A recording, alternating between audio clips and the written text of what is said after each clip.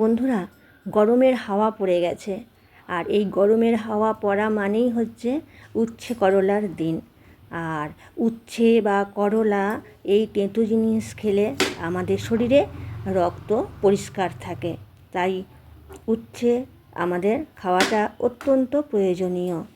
তা দেখো বন্ধুরা, আমি আজকে তোমাদের সাথে উচ্ছে বা করলা রেসিপি শেয়ার করছি। আর এই যে আমি নিয়ে নিয়েছি করলা, তার এই সামনের দিক আর পিছনের দিক দুদিকটা আমি কেটে প্রথমে বাদ দিয়ে দিচ্ছি। আমি আমার প্রয়োজন মতো উচ্ছে নিয়ে নিয়েছি, তোমরা তোমাদের প্রয়োজন মতো নিয়ে নিও উচ্ছে। অনেক সময় বাড়ির বাচ্চারা, এমনকি অনেক বড়রাও আছে, এই উচ্ছে বা করলা তেঁতোর জন্য খেতে চায় না। তা আজকে আমি যেভাবে এই উচ্ছে রেসিপি বানাবো, এটা বাড়ির বাচ্চা থেকে বড় সকলেই চেয়ে খাবে করলার এই রেসিপি। করলাটা আমি গোল গোল করে কেটে নিলাম, আর খুব মোটা করেও নয় আর খুব পাতলা করেও নয়, মাঝারি সাইজ করে কেটে নিয়েছি। আর কেটে এখন জলের মধ্যে দিয়ে দিলাম, ভালো করে ধুয়ে নেব। দেখো আমি একটা জায়গা নিয়ে নিয়েছি, নিয়ে এখন ভালো করে রগড়ে রগড়ে ধুয়ে নিচ্ছি করলাগুলো। তো দেখো এবার ভালো করে জল থেকে তুলে নিচ্ছি। আর বন্ধুরা, হ্যাঁ, যদি তোমাদের কারো এই করলার বীজ ভালো না লাগে, অনেকে তো পছন্দ করে না খেতে, তাই করলার বীজ তোমরা বাদ দিয়ে দিতে পারো। আর যদি কারো রাখতে ইচ্ছে করে রাখতেও পারো, এটা যে যার পছন্দ মতো।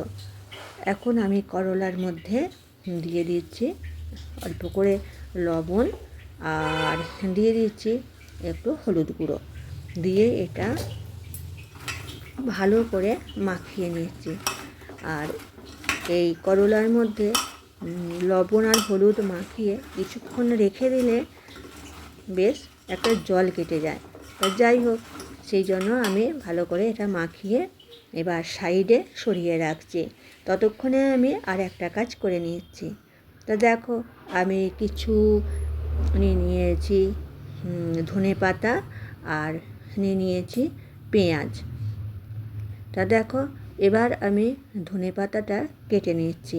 এই ধনেপাতার পিছনের দিকে যে গোড়ার অংশটা থাকে না, এত শক্ত, এটা বাদ দিয়ে দিলাম। দিয়ে এবার খুব জিরি করে ধনেপাতাটা কেটে নিচ্ছি। আর পেঁয়াজ নিয়েছি। তা দেখো ধনেপাতাটা আমার কাটা প্রায় হয়েই গেল। আর ধনেপাতা দিলে বেশ একটা ভালো টেস্ট হয়, তাই ধনেপাতা কেটে নিলাম। এরপর একটা জায়গায় ধনেপাতাটা তুলে রাখছি বন্ধুরা। তাই এবার পেঁয়াজটা কেটে নিচ্ছি, সামনের দিক আর পিছনের দিক বাদ দিয়ে দিলাম, দিয়ে এবার খোসা বাদ দিয়ে দিলাম। দিয়ে দেখো বন্ধুরা, পেঁয়াজটা কেটে নিয়েছি। তবে আমি আর একটা ছোটো সাইজের পেঁয়াজ নিলাম, কারণ একটা মাঝারি আর একটা ছোটো সাইজের, দিয়ে এবার ঠিক এইভাবে কেটে নিচ্ছি। পেঁয়াজটাকেও খুব ছোট ছোট করেও কাটতে পারো, আবার একটু বড়ও রাখতে পারো, তবে আমি একটু ছোট ছোট করেই কাটছি। খুবই ছোট ছোট করে কেটে নিলাম। এরপর পেঁয়াজটাও আমি একটা জায়গায় তুলে রাখবো। আর একটা পেঁয়াজ আছে, ওটাও আমি কেটে নিয়েছি, নিয়ে জায়গায় তুলে রাখছি।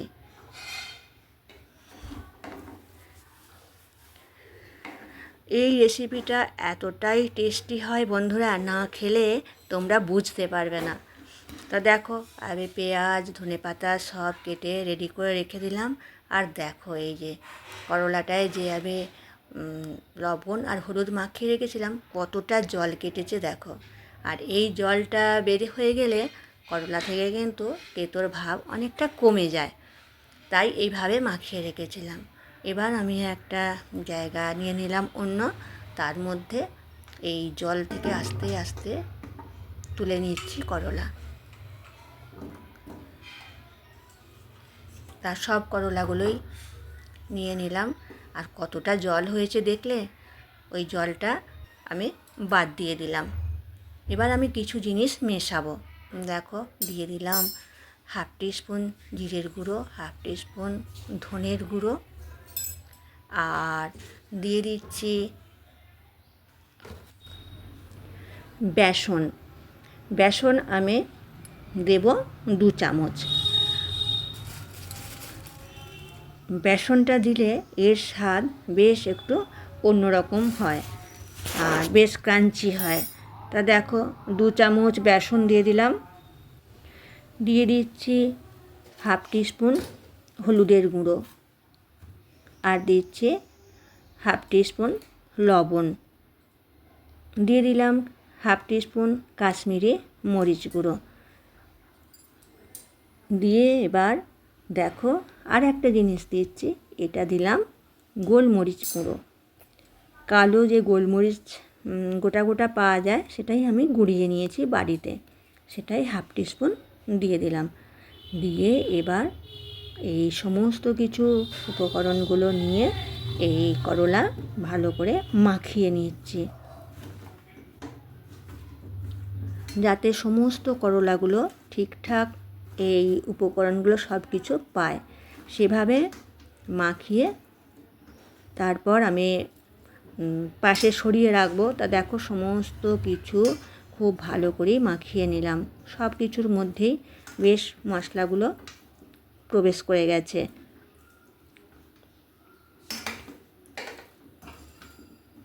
এটা একটু সময় নিয়ে মাখাতে হবে। এরপর দেখো, সাইজ করে নিলাম, নিয়ে এবার আমি সাইডে সরিয়ে রাখছি।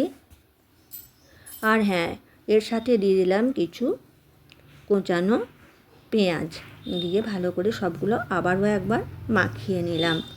তো দেখো, আমার এবার সব কিছু একদম রেডি হয়ে গেল। তা বন্ধুরা দেখো, এরপর আমি একটা কড়াই বসিয়ে দিলাম গ্যাস বার্নার জ্বালিয়ে, আর কড়াইয়ে দিয়ে দিয়েছি প্রায় 2 চামচ সর্ষের তেল। আর এই রান্নাটা সর্ষের তেলেই করব, তবে তোমরা সাদা তেলও ব্যবহার করতে পারো। তেল গরম হয়ে গেছে, আর সেই তেলের মধ্যে দিয়ে দিলাম 1/2 টিস্পুন জিরে গোটা। দিয়ে বেশ সুন্দর একটা সেন্ট আসছে, তেমন সময় দিয়ে দিচ্ছি বন্ধুরা কুচনো পেঁয়াজ। দিয়ে পেঁয়াজটা নাড়াচাড়া করে নেব। আর বন্ধুরা, তোমরা কে কোথা থেকে দেখছো গো? যদি কোনো তোমরা নতুন বন্ধু এসে থাকো, তাহলে আমার এই ছোট্ট চ্যানেলটি সাবস্ক্রাইব করে পাশে থেকো, আর একটু লাইক দিও অবশ্যই। দেখো, পেঁয়াজটা এবার নাড়াচাড়া করে নিলাম। এখন আমি দিয়ে দিলাম 1/2 টিস্পুন গ্রেট করা আদা। দিয়ে এবার ভালো করে আবারও নাড়াচাড়া করে নিয়ে, পেঁয়াজটা বেশ সুন্দর সেন্ট আসছে, অল্প অল্প বেশ লাল লাল রঙ হয়েছে, এমন সময় ম্যারিনেট করা উচ্ছে বা করলা দিয়ে দিলাম।